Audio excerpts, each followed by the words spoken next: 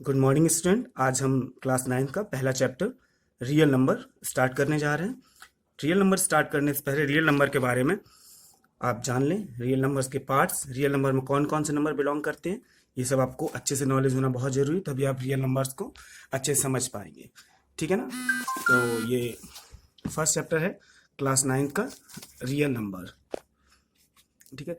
थोड़ा सा मैं आज हाथ में फ़ोन लेके ही आपको वीडियो दिखाऊंगा, क्योंकि मोबाइल फिक्स कर दें, फ़ोन को फिक्स कर देने से जो टॉपिक्स हैं वो अच्छे से नज़र नहीं आते, क्लियरली नज़र नहीं आते। कुछ बच्चों की मेरे पास कंप्लेंट आई है कि अच्छे से जो है नज़र नहीं आ रहा है।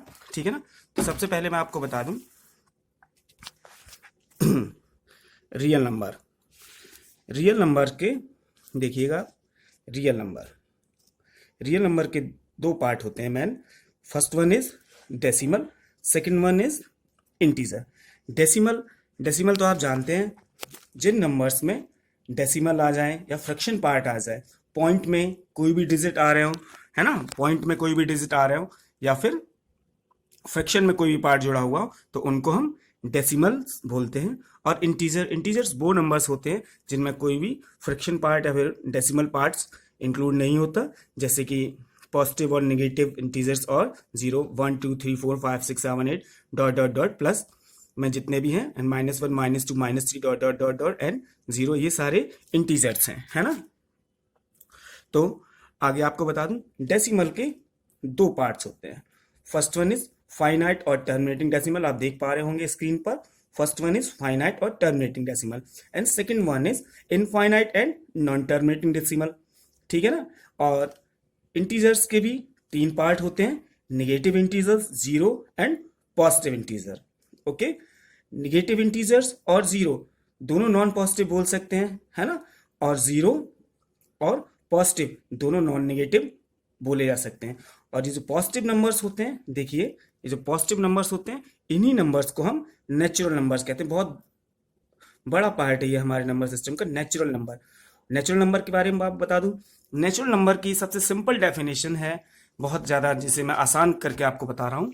नंबर सिस्टम की सबसे सिंपल डेफिनेशन है, जिन नंबर्स को हम अपने नेचर में, सॉरी, नंबर सिस्टम की नहीं, नेचुरल नंबर की, जिन नंबर्स को हम अपने नेचर में काउंट कर सकें उनको हम नेचुरल नंबर बोलते हैं। जैसे कि आप जानते हो, आप कहते हो वहां पे दो पेड़ खड़े हुए हैं ना, एंड दो लोग खड़े हुए हैं, है ना। कभी आप ऐसा तो नहीं बोलते कि देखिए वहां पे 0 लोग खड़े हुए हैं, 0 पेड़ खड़े हुए हैं, है ना। या फिर आप कभी ऐसा नहीं बोलते कि देखिए वहां पे -2 लोग जो हैं वो आपस में बातें कर रहे हैं, है ना। कभी ऐसा नहीं बोलते। तो जिन नंबर्स को आप प्रॉपर नेचर से रिलेटेड कर सकें, नेचर में जो नेचर में आप काउंट कर सके, वो नंबर्स ही आप नेचुरल नंबर, यानी कि पॉजिटिव इंटीजर्स जो हैं वो आप नेचुरल नंबर्स होते हैं।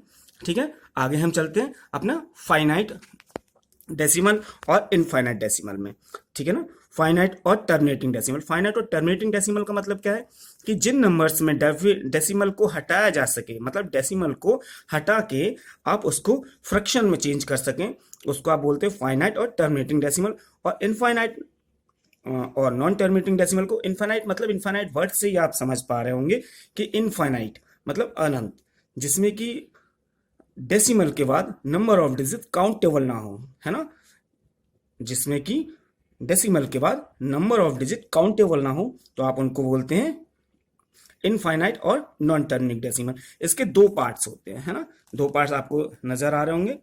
ठीक है। इसमें दो टाइप के नंबर्स आते हैं, जैसे कि एग्जांपल में आप देख पा रहे होंगे 3.666, 4.2626। इन 3.666 इसमें क्या है, हाँ, जैसे कि 3.6, 4.2626, और दूसरी तरफ है √3 पाई सी 3/5। जैसे कि आप √3 की वैल्यू निकालना चाहें, तो आप जब निकालने जाते हैं जनरली आप √3 की वैल्यू 1.732 ही यूज करते हैं, लेकिन इतने में इतनी वैल्यू नहीं होती है, इससे आगे भी कई सारी वैल्यू होती है, पर जनरली हम 3 डिजिट ही यूज करते हैं। इतने में हमारा अप्रोक्सीमेटली आंसर जो है हमें फाइंड हो जाता है। दैट्स वाई हम इतना ही यूज करते हैं, है ना। चलिए आगे आपको मैं कुछ और बताना चाहूंगा। इसको मैं अच्छे से, इसकी एक पिक्स भी भेज दूंगा आपको, ठीक है ना, जिससे कि आप अच्छे से समझ पाए। ठीक है ना। आगे आपको देखिए, फर्स्ट ऑल आप अपनी बुक 9th की होगी, और अगर आपके पास नहीं है तो मैं बुक को प्रॉपर आपको दिखा रहा हूँ, आप इससे समझ सकते हैं क्या क्या दिया हुआ है। फर्स्टली हिस्ट्री है, हिस्ट्री आप देख लीजिए और आप इससे हिस्ट्री पढ़ भी सकते हैं। आगे देखिए नेचुरल नंबर, ठीक है ना, counting numbers are known as natural number. जैसा कि मैंने आपको पहले बताया, काउंटिंग नंबर्स जो होते हैं वो नेचुरल नंबर्स होते हैं। होल नंबर्स, अगर नेचुरल नंबर के सेट में आप जीरो को और इंक्लूड कर दें, है ना, जीरो को और इंक्लूड कर दें तो वो होल नंबर का सेट बन जाता है। All natural number together with zero from the collection of whole number, है ना। तो होल नंबर्स भी आपको क्लियर है। हालांकि कुछ लोग आप में से पहले भी इसके बारे में जानते होंगे, है ना, लेकिन इसको दोबारा से रिवाइज करना बहुत जरूरी है ना। नेक्स्ट हमारा बहुत ज्यादा इंपॉर्टेंट पॉइंट है नंबर लाइन। नंबर लाइन क्या होता है आप देखिए, हिंदी में नंबर लाइन को आप संख्या रेखा भी बोलते हैं, है ना। इसमें क्या होता है कि एक लाइन पे, जैसे कि एक ये लाइन है, इसके सेंटर में जीरो को लेते हैं और सेम डिस्टेंस पे इस तरह से +1 +2 +3 -1 -2 -3 dot dot dot and dot dot dot. देखिए आप इस तरह से ये जो लाइन आपको नजर आ रही है, इसमें सारे नंबर्स को हमने रिप्रेजेंट किया, इंटीजर्स हैं यहाँ पे। आप यहाँ पे चाहें तो फ्रैक्शन और डेसिमल को भी रिप्रेजेंट कर सकते हैं। जैसे कि अगर आप 0 और 1 के बिटवीन यहाँ ये इस तरह से नंबर ले लें तो इस नंबर को आप 1/2 और 0.5 1/2 और 0.5 बोल सकते हैं, है ना। तो ये इसको हम नंबर लाइन बोलते हैं। आगे आपके में बहुत ज्यादा इंपॉर्टेंट टॉपिक है रेशनल नंबर और इरेशनल नंबर। तो अगर बहुत सिंपल सी डेफिनेशन को आप यूज करें, पहले तो आपको बता दूं, नंबर लाइन पे आप रैशनल और इरेशनल दोनों टाइप के नंबर्स को आप रिप्रेजेंट कर सकते हैं। कैसे कर सकते हैं इस चीज को आपको आगे बताया जाएगा। फिलहाल आप देखिएगा रैशनल नंबर, मैं आपको रैशनल नंबर की डेफिनेशन दिखाता हूं और इसको एक्सप्लेन भी करता हूं। देखिएगा, आपको दिख रहा होगा, the number of the form of P upon Q, है ना, the number of the form of P upon Q where P and Q are integer and Q is not equal to 0 are known as natural number। जी हाँ, तो इसको मैं आपको थोड़ा explain करता हूँ कि वो नंबर, जिन नंबर्स को हम P अपॉन Q की फॉर्म में रिप्रेजेंट कर सकें, है ना, P अपॉन Q की फॉर्म में रिप्रेजेंट कर सकें, जहां पर Q जो है वो कभी भी 0 के इक्वल नहीं होना चाहिए और P और Q दोनों इंटीजर होने चाहिए। P और Q दोनों इंटीजर होने चाहिए। इसके कुछ पॉइंट्स हैं। 0 इज अ रैशनल नंबर, है ना, 0 इज अ रैशनल नंबर। क्यों? क्योंकि हम 0 को इंटीजर्स में लेते हैं। 0 is the natural number since we can write 0 is equal 0/1। 0 को हम इस तरह से भी लिख सकते हैं, 0/1 इस तरह भी लिख सकते हैं, जिससे कि हमारा 0/1 लिखने पर हमें इसकी वैल्यू कितनी निकल के आती है, 0। Next, every natural number is a rational number since we can write 1 is equal 1/2, 2 is equal 2/1 and 3 is equal 3/1।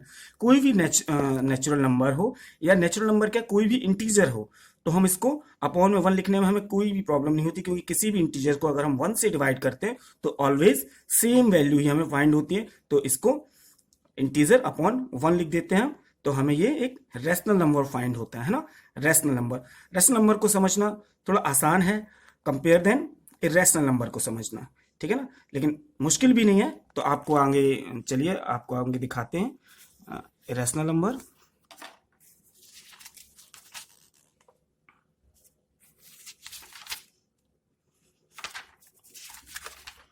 First,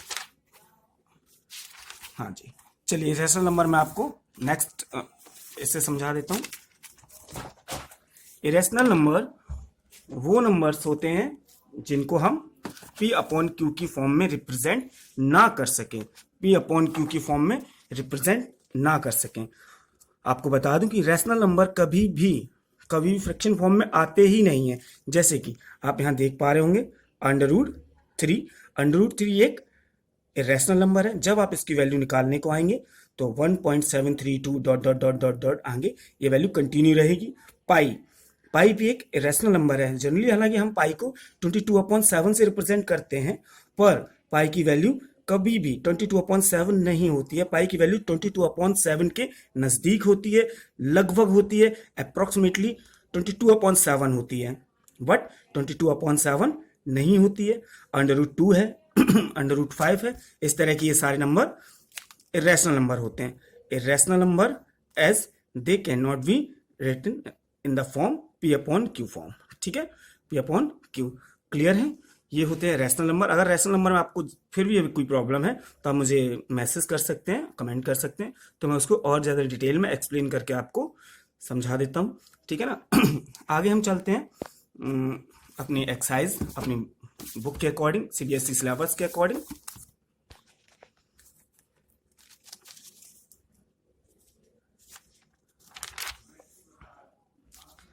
next हमारा टॉपिक है जो हमारी एक्सरसाइज में आपको नजर आएगा।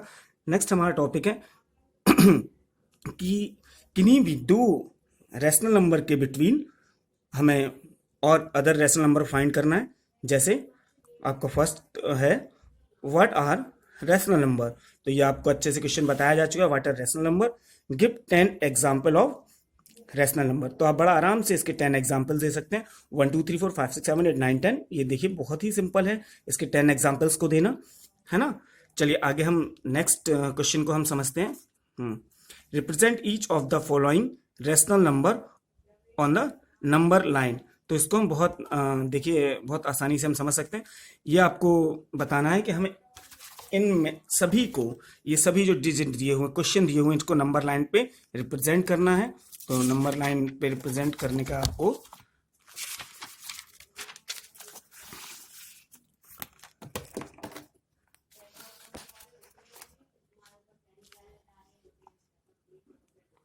फर्स्ट ऑफ ऑल इस तरह से आप एक लाइन ड्रॉ कर लीजिए। मिडिल में आपका 0 है, -1, -2, इधर सॉरी इधर प्लस नंबर आएंगे, +1, +2, -1, -2, डॉट डॉट डॉट। ठीक है ना। अब मान लीजिए हमें इसमें कोई भी डेसिमल पार्ट्स आपको जोड़ना है। जैसे कि आपका ये क्वेश्चन है 8/3। 8/3 को अगर आप नंबर लाइन पर रिप्रेजेंट करेंगे तो सबसे पहले आप देखिए 8/3 इज इक्वल क्या होता है, 2 होल्ड 2/3, 3 to the 6 and 2 8/3। तो इसको आप और अगर एक्सप्लेन करें तो 2 + 2/3, इट मीन्स ये वैल्यू आपको नंबर लाइन पे रिप्रेजेंट करनी है।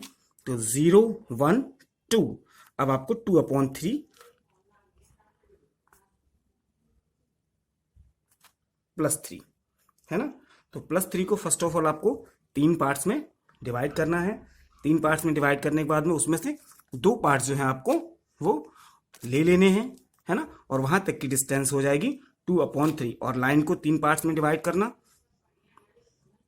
Suppose that 1 1 2 and 3।